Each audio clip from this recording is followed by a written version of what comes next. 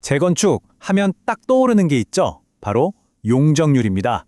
신기루성 아파트에서는 이 용적률을 두고 500%다, 340%다 아주 뜨거운 논쟁이 벌어지고 있는데요. 이 두 숫자, 대체 뭐가 진실일까요? 오늘 그 속을 한번 시원하게 들여다보겠습니다.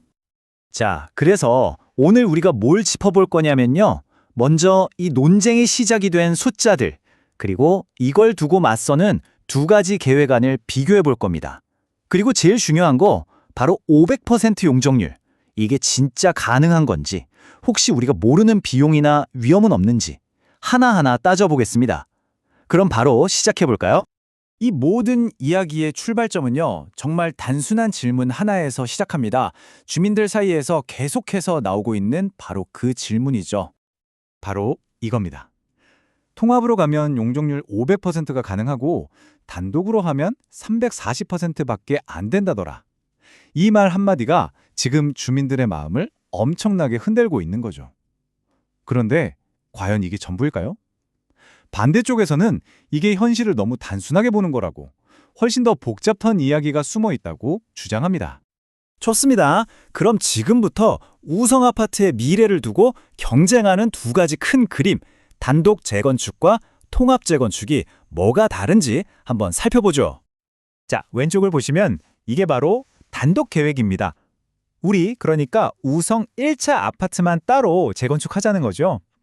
이 경우 제시된 용적률은 340%입니다. 반면에 오른쪽은 통합 계획인데요. 옆 단지랑 합쳐서 더 크게 짓자는 아이디어입니다. 여기서 바로 그 꿈의 숫자 500%가 나오는 거고요. 근데 계속 용적률 하는데 이게 정확히 뭘까요? 아주 쉽게 말해서요. 내 땅 위에 얼마나 빽빽하게 그리고 높게 건물을 올릴 수 있느냐를 정해놓은 수치라고 보시면 돼요. 당연히 이 숫자가 높을수록 같은 땅에 더 많은 집을 지을 수 있으니까 사업성이 좋아지겠죠? 그래서 다들 이 용적률에 목을 매는 겁니다.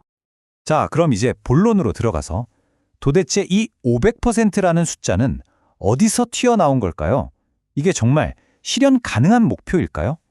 통합 계획을 반대하는 쪽의 주장을 한번 들어보겠습니다. 단독 재건축을 지지하는 쪽에서는 이 500% 주장에 대해서 몇 가지 근거를 들면서 강하게 반박하고 있습니다. 첫째, 영등포구 안에서 이런 식으로 용도 변경을 해준 사례가 아예 없다는 겁니다. 둘째, 여의도는 해주지 않았냐고 할 수 있지만 거기는 정말 특별 케이스고 그마저도 370에서 450% 수준이라는 거죠. 500%는 아니라는 겁니다. 그리고 세 번째, 설령 용적률을 엄청나게 높여준다고 해도 세상에 공짜는 없잖아요. 그만큼 공원이나 공공주택 같은 걸로 다시 내놔야 해서 이게 오히려 사업성을 해칠 수도 있다는 주장입니다. 마지막으로 가장 결정적인 건데 통합을 추진하는 쪽에서 이 500%를 어떻게 계산했는지 그 근거를 한 번도 제대로 공개한 적이 없다는 지적도 나오고 있습니다. 자, 그런데 여기서 정말 중요한 어쩌면 가장 핵심적인 주장이 나옵니다. 자료를 보면요. 지금 서울시 규정상으로는 단독으로 가든 통합으로 가든 시작점은 똑같다는 거예요. 둘 다 똑같이 기준 용적률 340%에서 출발한다는 겁니다. 그러니까 처음부터 통합이 더 유리한 고지에서 시작하는 게 아니라는 거죠. 그리고 바로 이 문서가 그 주장에 힘을 실어줍니다. 영등포구청에서 직접 낸 공문인데요. 내용을 보면 우리는 특정 재건축 계획이나 단체를 지지한 적이 없다고 딱 선을 긋고 있습니다. 한쪽 편을 들어주는 게 아니니 중립적으로 판단하라는 신호로 읽히죠. 하지만 논쟁은 용적률 숫자에서 끝나지 않습니다. 설령 용적률이 같다고 해도 그 뒤에 숨어있는 비용이나 위험 부담이 전혀 다르다는 주장이 있거든요. 통합 방식을 비판하는 쪽에서 제시하는 자료인데요. 통합으로 갔을 때 우리가 떠안을 수 있는 재정적인 부담이 만만치 않다고 경고합니다. 어떤 항목들이 있는지 한번 보시죠. 첫 번째가 바로 기부 체납입니다. 공원이나 녹지 같은 공공시설을 위해서 우리 땅 약 1200평을 그냥 내놔야 한다는 거예요. 이게 결코 작은 면적이 아니죠. 그리고 또 있습니다. 의무적으로 지어야 하는 공공임대주택이 무려 346세대나 된다는 겁니다. 이건 뭐 사실상 시에 공짜로 주는 거나 마찬가지죠. 자, 그럼 이런 부담들이 결국 누구에게 돌아올까요? 바로 기존 조합원들이죠. 이렇게 계산해보면 일반 분양으로 벌어들일 수 있었던 수익이 줄어서 약 860억 원 이상의 손실을 볼 수도 있다는 추산이 나옵니다. 정말 어마어마한 금액이죠. 그리고 돈보다 더 무서운 게 시간일 수도 있습니다. 아시다시피 통합 재건축은 옆 단지랑 이해관계를 조율해야 하잖아요. 이 과정이 순탄치 않으면 사업 전체가 예상보다 3년, 길게는 5년 이상이나 지연될 수 있다는 리스크도 제기되고 있습니다. 자, 그럼 이 모든 정보를 종합해 볼 때 선택의 기로에 선 주민들은 도대체 어떤 결정을 내려야 할까요? 정말 어려운 문제입니다. 단독 계획을 지지하는 쪽에서는 이렇게 딱 잘라 말합니다.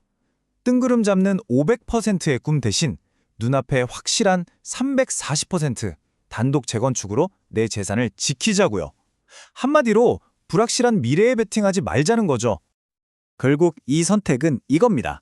하나는 모든 절차와 숫자가 명확하게 제시된 340% 계획안입니다. 다른 하나는 500%라는 더 큰 가능성을 제시하지만 아직 그 숫자가 검증되지 않았고 여러 가지 위험 부담도 함께 따라오는 제안이죠.